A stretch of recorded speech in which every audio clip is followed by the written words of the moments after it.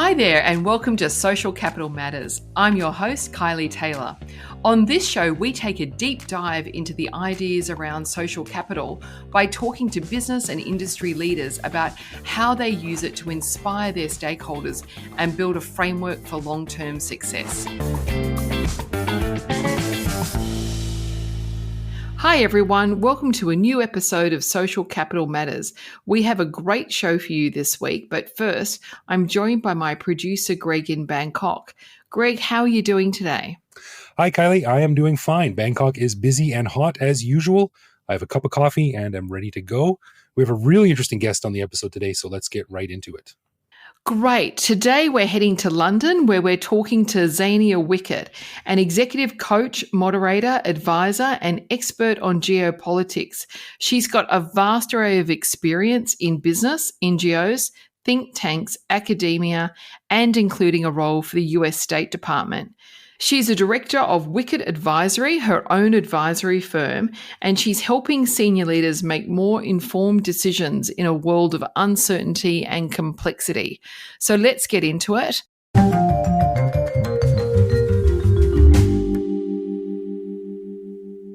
Hi, Xenia. Thanks for joining me today. Can I ask you to introduce yourself?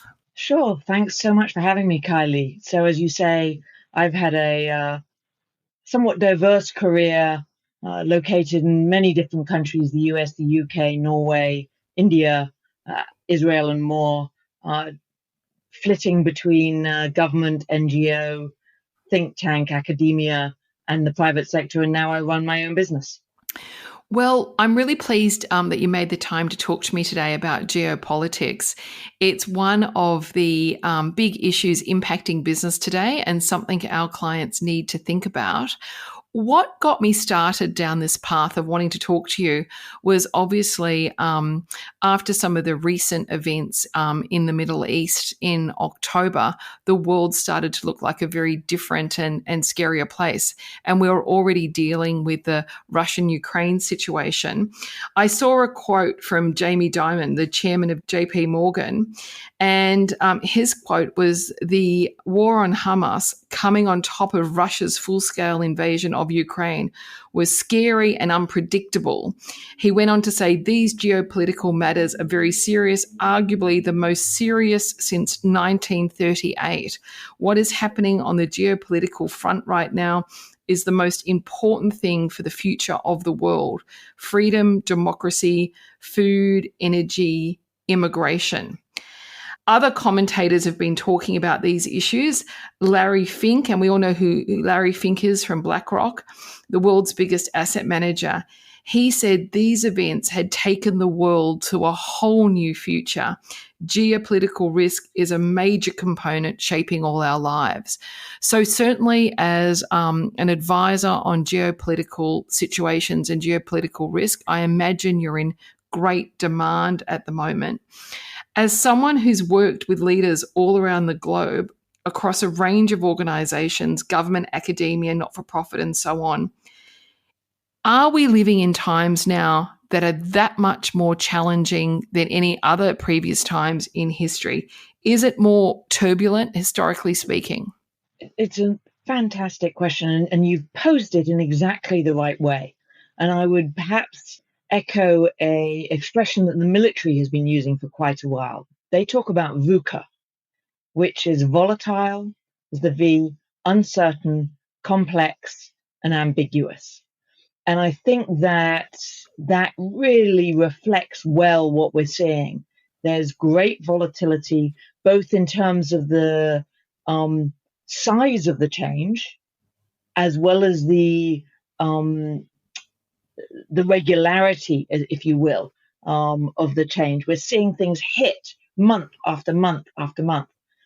But I think where you got your question right is that doesn't necessarily translate to more dangerous.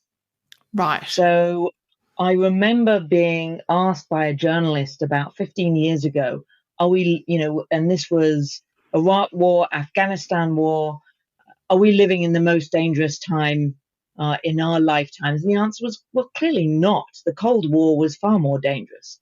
The Cuban Missile Crisis, far more dangerous. So it's not necessarily more dangerous, but it is far harder to manage as a corporate leader, as a government leader, as an NGO leader. It's far harder to manage because of that volatility, because of that uncertainty, and because of that complexity. Well, I think it's those factors that you talked about, the volatility, uncertainty, complexity, ambiguity, VUCA. I think it's those factors that I saw a KPMG survey that found that CEOs are rating geopolitical uncertainty as the number one risk to business growth. That's right at the top, number one. That was a 2023 survey.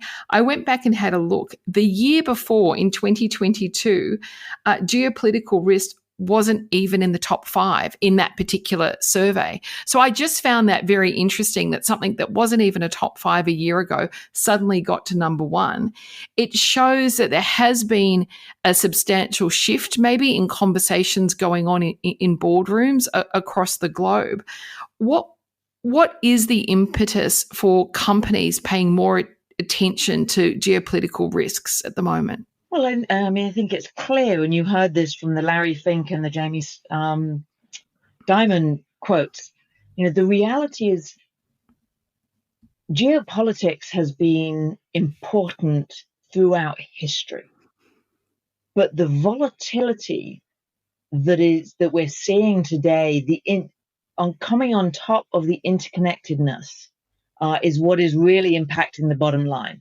And I think this will be a theme through our conversation over the next period, which is distinguishing between what is interesting and what is impactful. There's an awful lot, we open the papers in the morning and it looks interesting. It looks difficult. It looks complex. Yep. But what leaders need to understand is, amongst all that complexity, what is it that actually affects their bottom line? What is it that actually impacts the business in a meaningful way? And it's distinguishing that is key. What is causing the complexity? I like to think of it kind of from a macro and a micro perspective. On the micro perspective, part of it is we have so many more actors now than we did historically have who can have impact. So it's not just, you don't watch just what states are doing, but it's non-state actors, both the benign ones, the NGOs, many of the corporates, but also the malignant ones, the terrorists. Technology has meant that these individuals and organizations can have huge impact. And that's playing into this volatility. It's certainly playing into the complexity at a micro level. And then what's happening at a macro level is you've also got the architecture through which or by which the global system has largely been governed since the end of World War II. And I'm talking about the Bretton Woods institutions, the UN, the World Bank, the IMF. Those are weakening. They're no longer as relevant as they once were. They're no longer as powerful as they once were. And so at the macro level, you've got the architecture, the systems, the rules and regulations weakening. At the micro level, you've got vastly more actors in the mix. Hence, you have a VUCA world, and leaders need to follow this. And as I say, back to the idea, distinguish between what's interesting and what's important. The only other thing I would say, and then I will stop, which is it would be very easy to look at this and say, this is incredibly challenging and it's incredibly difficult, and how do we manage these challenges? It is also worth noting that there are huge opportunities in this volatility. And you ask any banker and they will say bad situations lead both to bad outcomes, but they also provide opportunities for good outcomes. So I think it's just worth in this conversation to kind of come back to this idea that it's not all challenge. Right. You talked about interconnectedness and technology, and obviously they go hand in hand because technology helps create more interconnectedness. And certainly in everything that we're doing in our work, in our sort of strategic communications work, we're dealing with interconnectedness on many levels between stakeholders, the interconnectedness of different stakeholders, what their requirements are, what their needs are, And then layering on top of that, social context, the cultural context, what makes news, ESG, sustainability, and then geopolitics, which is very much your world, becomes another piece of that puzzle that we're really trying to understand more of and feed into our work and feed into the decisions. How do you see the interconnectedness playing out? Has technology or the ability of these smaller actors to have a voice because of technology, is that the game changer that has allowed more micro forces to emerge? Is that the role that technology plays, or has interconnectedness always been there in some way or another? Interconnectedness has always been, always has been there for many, many centuries. Right. What happens is that it's on steroids at the moment, and it's going to be on steroids for the future. There's a lovely, idea that you have to think about, which is we are never going to move as slowly as we do today. Gosh, that's really interesting to think about. Exactly. It's an incredibly powerful idea, which is we are now going as slow as we ever going to, and we're all racing to keep up.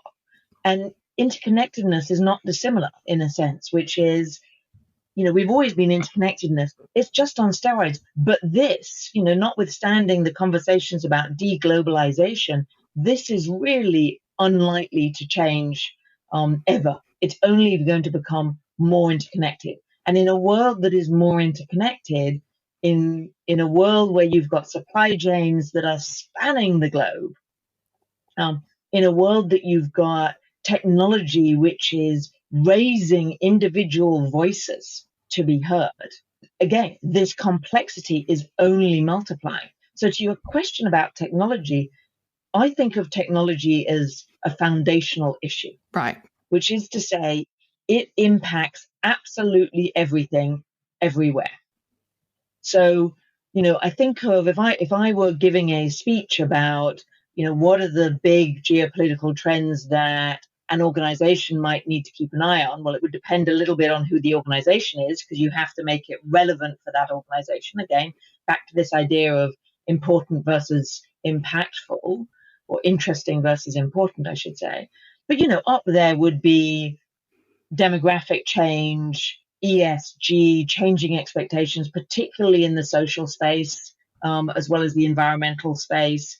We would talk about financial flows possibly, and the economy and kind of what's happening there. We might talk about, I don't know, democracy and populism, and I guess more relevant kind of the extreme views would certainly to be talking about inequality amongst there. And then technology would be, if you will, those would be the pillars of the house.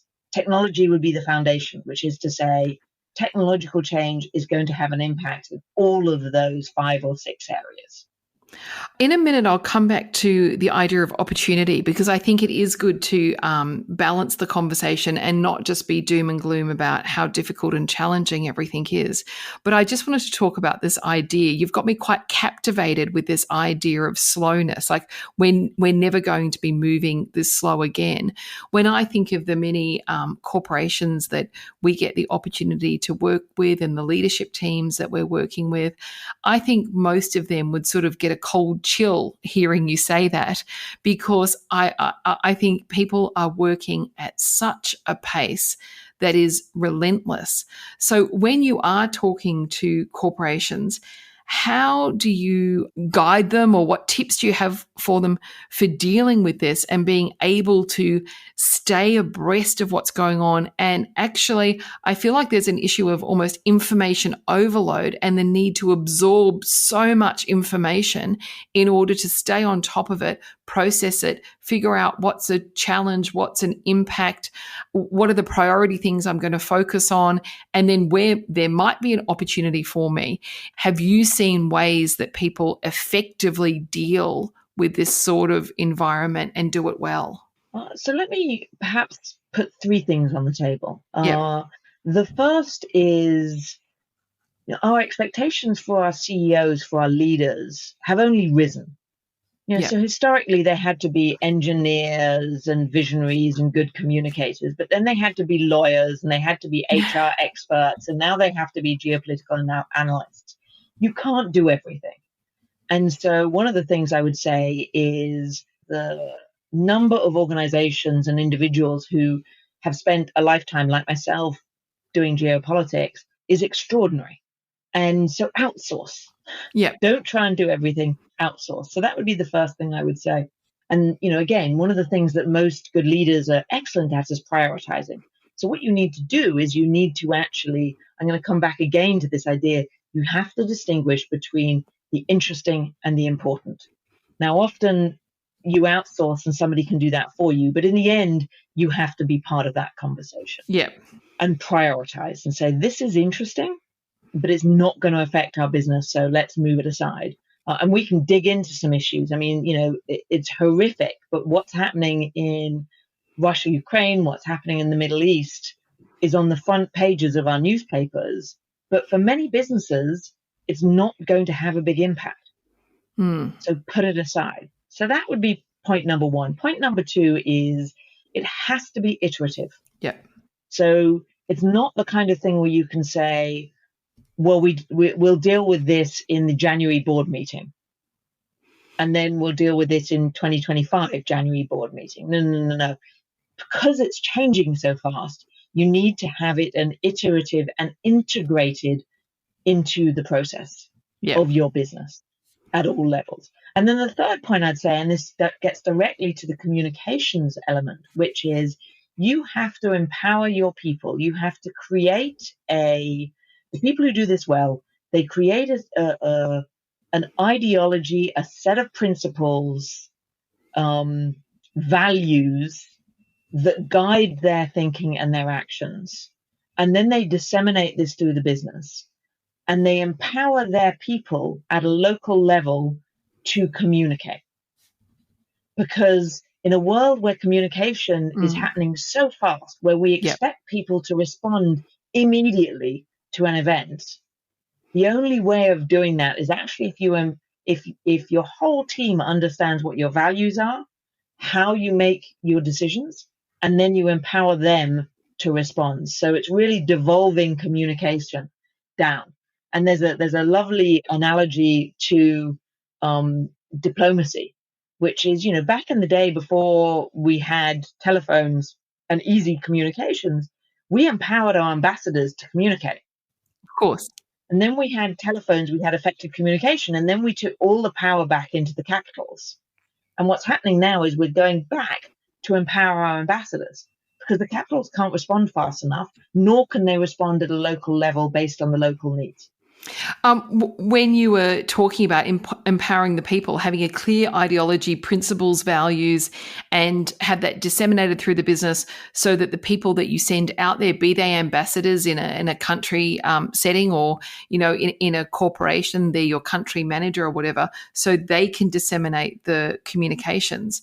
That's exactly the model for good crisis communication, isn't it? That's exactly what you need in good crisis communications. We always start with, let's make sure everyone understands the principles in which we're going to operate. Make sure everyone understands the values. What is the ideology? And then they're going to know how to use that as a framework for the really rapid decision making they're going to have to make out on the field wherever the crisis is taking place. So, and I guess crisis communications and geopolitics are quite interlinked, because geopolitics can lead to crises. Absolutely. And the kind of a layer on top of what you just said, which is 100% right, is back to the geopolitical challenges we face and opportunities we face. One of them is, let me pick ESG. If you sit in Texas, you're going to have a very different attitude to sitting in California, to sitting in Rio. Yep. To sitting in Kyiv. Yep.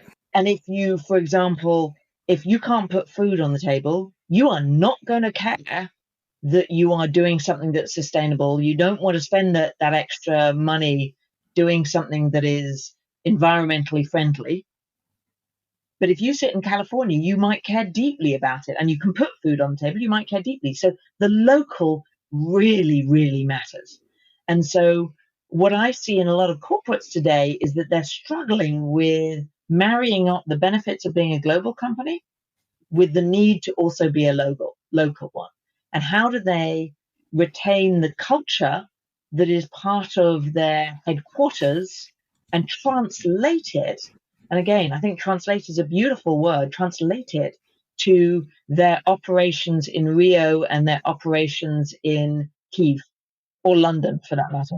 Yes. Is this what you were referring to before when you mentioned deglobalisation? I picked up on that word. You mentioned deglobalisation, and that's not something I've talked to a lot of people about. I'd love to hear a bit more about what you're seeing there.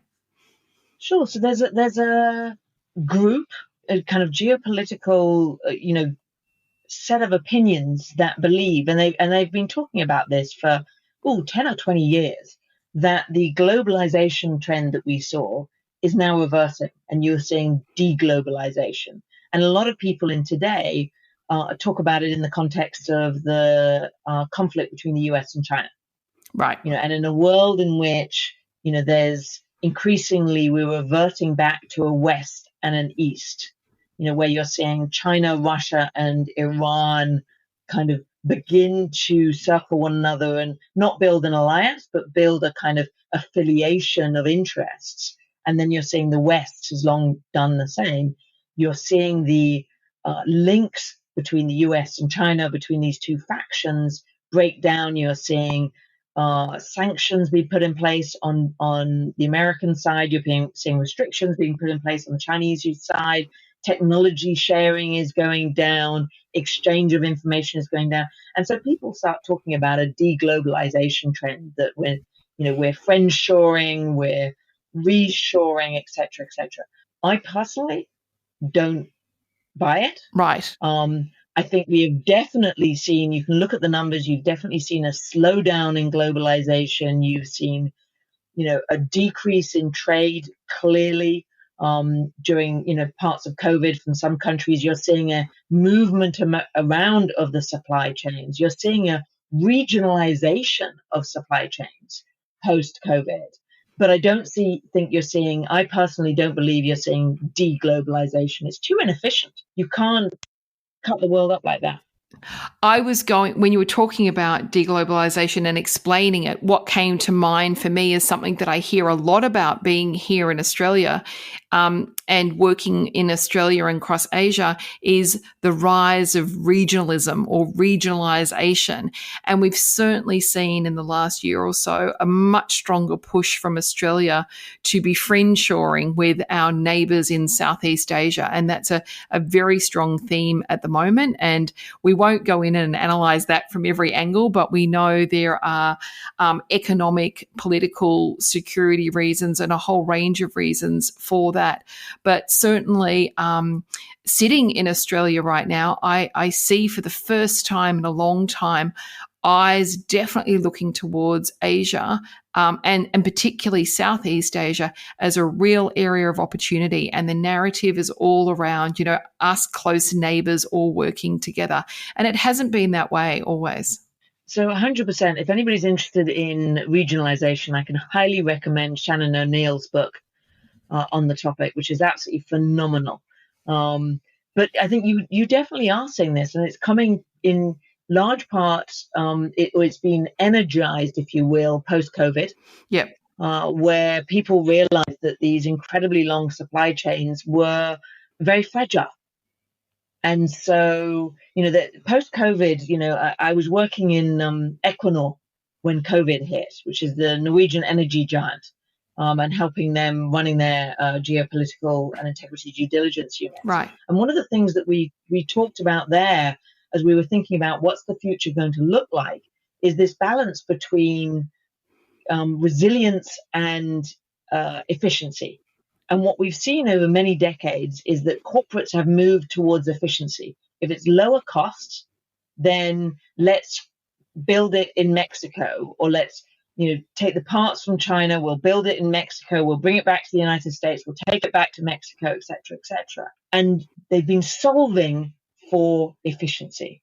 And what COVID taught people is we actually also have to solve for resilience. Yep. And I think where we are now is solving for both. So it's this realization, again, we're going to come back to this idea of complexity, that yes, you need to bring your costs down. Absolutely, you need to solve for efficiency, but you also need to be resilient. And so what people are doing now, and that's part of the driver of this idea of regionalisation, which is if we think about our close neighbours, and that might be neighbours geographically speaking, that might be neighbours ideologically speaking, the concept of friendshoring, people who believe in the things that we believe, and then we will solve for both efficiency, lower cost, and we'll also solve for resilience, because these are the people who think like us, geographically close, who we can work with, and we don't worry about what the future might hold in partnership with them. You made a comment earlier too about looking at what's interesting and what's impactful. And you talked about some of the big issues around the world and said, to be frank, a lot of organizations will not be impacted by those issues. So don't spend energy on them and move on to other issues.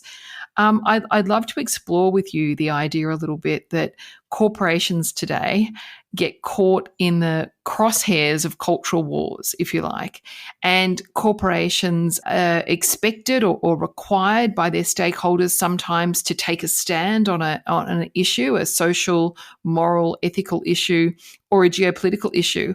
Or quite the opposite, they're expected not to, and their stakeholders want them to keep their noses out of it. Business is business, stay out of politics, do not get involved. I've seen this debated a lot and over recent years. And of course, as communicators, we get drawn into these discussions because organizations have to figure out what do they get involved in? What don't they get involved in? And I'm always quite interested on how those decisions are made, because quite often I wonder, is it some level of virtue signaling, or is this a strong belief you hold in your company and operate in a way that's consistent with this belief? Or is it a knee-jerk to the latest fad or the latest campaign? Is that something that you get drawn into talking to people about how they decide what they do as an organization publicly on geopolitical issues? Absolutely. And I suspect that you and I will be similarly, will think about this in a similar way. I get drawn into it all the time. And it's not clearly not a one size fits all. You can't say, well, this is one you need to talk about and this is one you don't need to talk about. What I would urge business leaders to think about is, and again, it's back to this concept of interesting versus impactful.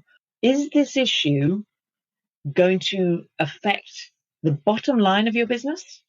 Is it affecting your vision or your ethos or your ideology of the business?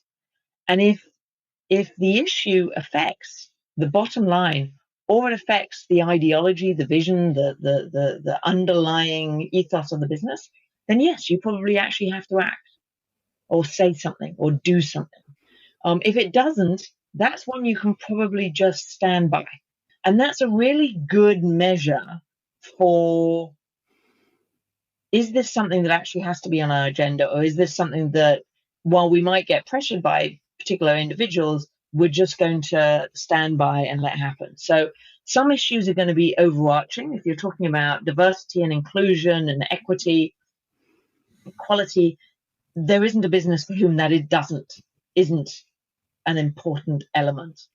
I think it's not just about when do you act, but then it's also how do you act. Right. And I think people tend to think it's black and white. It's we either do or we don't. We talk or we act. And what I would say is there's a lot of space there in the nuance. Is this something that the CEO needs to make a personal statement about, that says something about them as an individual, but doesn't necessarily say something about the company as a whole? Or is this something that the company as a whole needs to make a statement on? Is this something that has to come from headquarters? Or is this something that, again, back to our principles, we should put forward principles, and then you can actually take different, slightly nuanced stands, whether you're in Brazil or you're in Ukraine or you're in the UK. So I think that there's a lot of space there for nuance that I think people often forget. And then the final thing I'd say, we talked earlier about this idea of both being a cost, a challenge, but also an opportunity. This is one of those areas where it very much sits in that space of cost and opportunity. If you get it wrong, there's a cost, but if you get it right, there's an incredible opportunity there to appeal to customers, to bring your team on board. There's so much space for building as well as meeting a challenge. In recent years, we've seen global brands, I'm thinking of clothing brands, footwear brands, and so forth, actually face a real consumer backlash in places like China because they decided to take a stand on the way workers were treated in the cotton industry, for example. And they took that backlash and made that decision at a global level. Now, I haven't studied any of those cases close enough to understand how it impacted their bottom line. Here in Australia, that we saw the most activity around this topic when we had a referendum to vote for the Indigenous voice to Parliament, which was an unsuccessful referendum. But I have never seen so much debate around whether sporting teams and corporations and a whole range of different groups, whether or not they should have a voice and have a say on an issue and influence their stakeholders or show solidarity. It really was a very interesting time here. And I'm sure you and I could discuss that as a case study much longer, but it was a very interesting time to see the machinations of this come out. And, for me, to see actual politicians say things like, well, sports teams have no place making comment on these issues because they're political issues. That had a lot of people going, well, hang on a minute, political issues are issues of the people, and this is an important issue to the people. So it got very interesting here for a while. It brings, and it certainly has been so in the US. And I don't want for a moment, and these are really complex issues. So we come back to, there's not one size fits all. There's not an answer.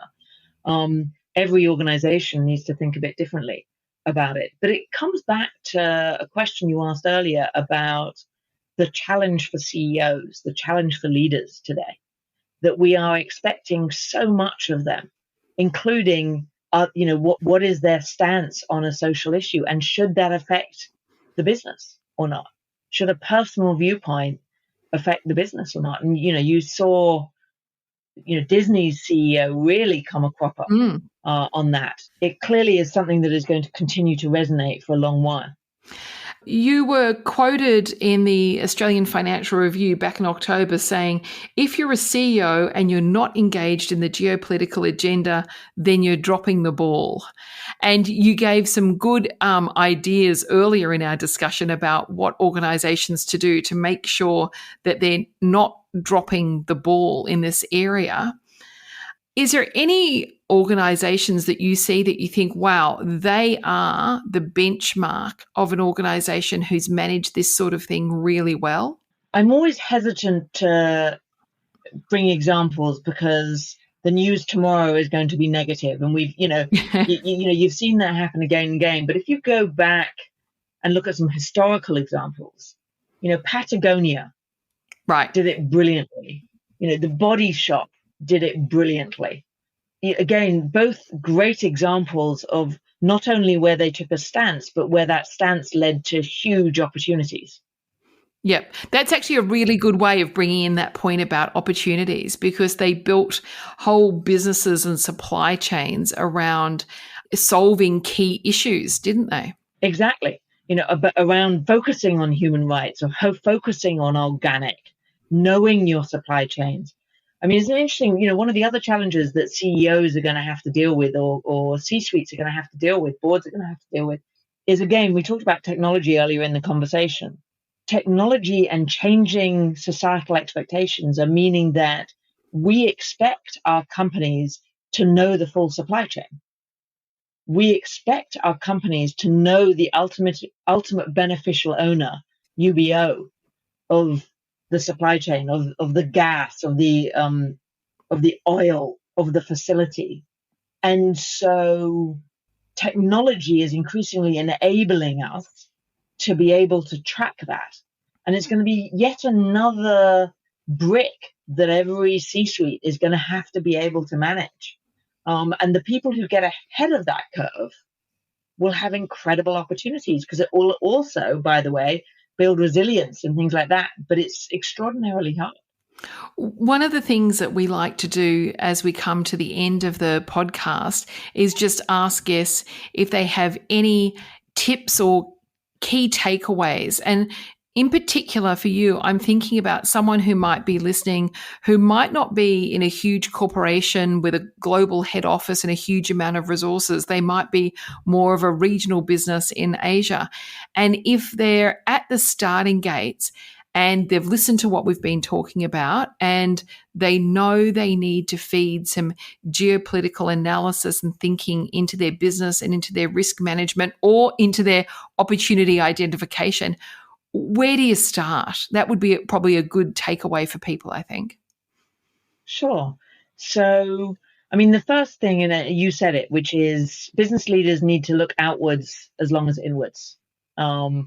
And so I would say, I think it's really important to put that outwards looking focus into the business process.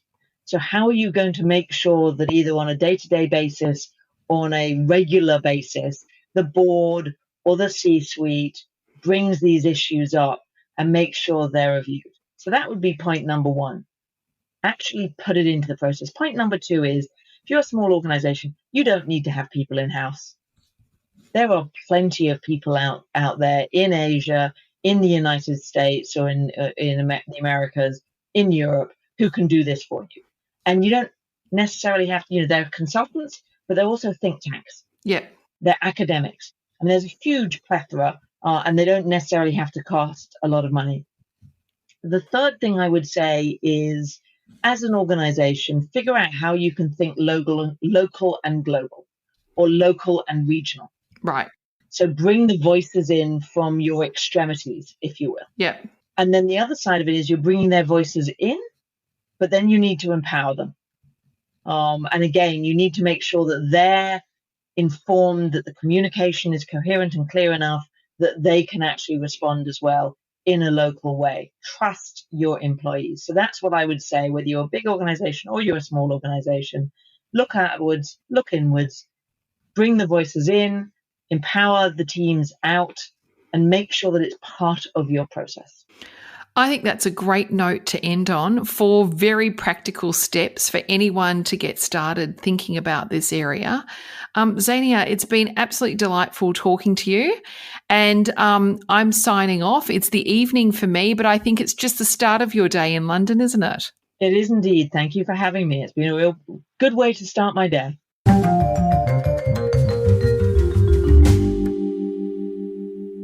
Wow, Greg, there was so much packed into this discussion, and so much of it is so relevant to our work and our clients. One of the things that really struck me most of all was her comments about how interconnected everything is. Interconnectedness is really on steroids now.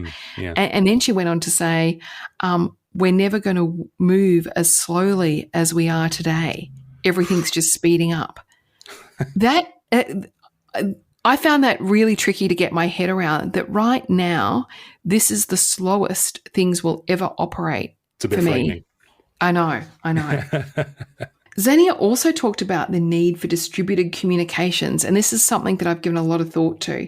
She talked about the need for communications to be devolved to empowered leaders who have the value set and the guidelines for communications, because the centre cannot possibly respond fast enough to the local needs in this fast-moving world. And that's a principle that we're applying in a lot of the work we're doing. You've got to get the value set and the guidelines really clear, but then you've got to empower people out in the field to be able to do that last mile implementation of the communications.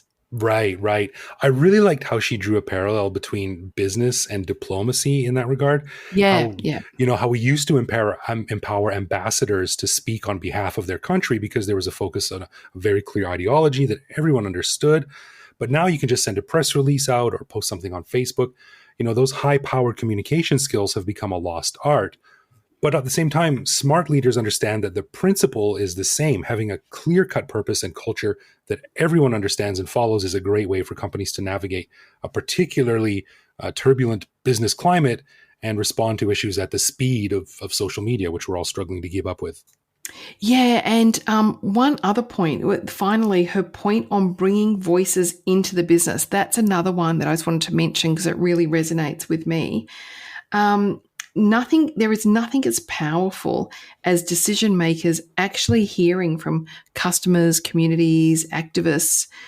I think this is an interview I'm going to listen to again and again to really get those insights and tips from Xenia, because it was just a completely packed discussion. Yeah, lots of great insights.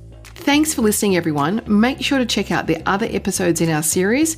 We've got great conversations with some of the brightest minds out there discussing the important issues in the world of social capital. See you next time. Social Capital Matters has been a production of Baldwin Boyle Group, hosted by Kylie Taylor and produced and edited by Greg Jorgensen.